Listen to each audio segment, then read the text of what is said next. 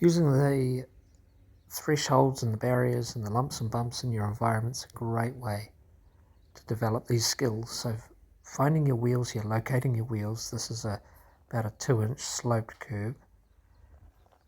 Approaching it, trying to find 2 wheels touching at the same time, then 1 wheel touching, other wheel touching on an angle, but being able to stop the machine and stop the rotation and align the wheels when you get up there. This applies to thresholds and doorways as well as out in the wild environment too.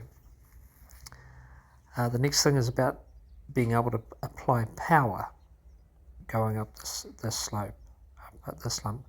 And you can see to apply the power, I'm extending my torso, stretching out in the torso to get that weight shift forward on the seat.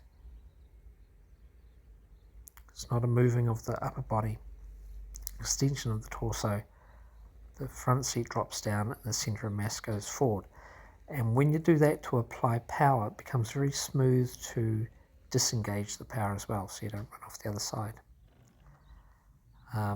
This is walking the wheels up over the surface, so 1 wheel on a turn up over, then the next wheel up and over. Of course, you have to be careful that you don't spin round and end up going back down the slope.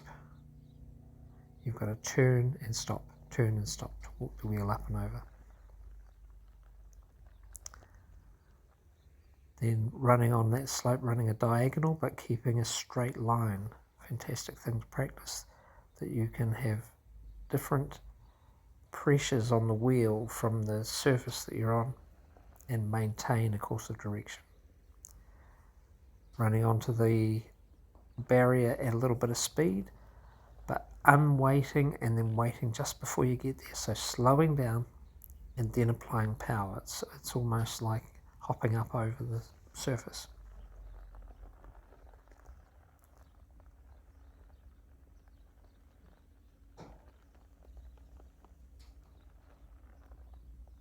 So this is when no steering correction's done, riding up the slope at all, and spit you down out to the right in this case.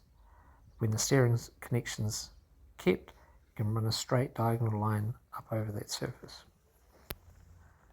And this is what it looks like with a little bit of speed, making sure that the directional line is adjusted for on the slope, not being pointed in a wayward direction.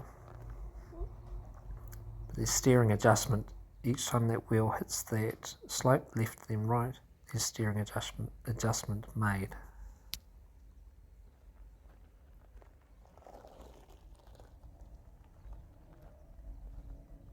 And if you do these sorts of exercises relative to the environment that you have, working slow and then quicker, but always making sure you've got run out, you've got space to make a mistake and recover again.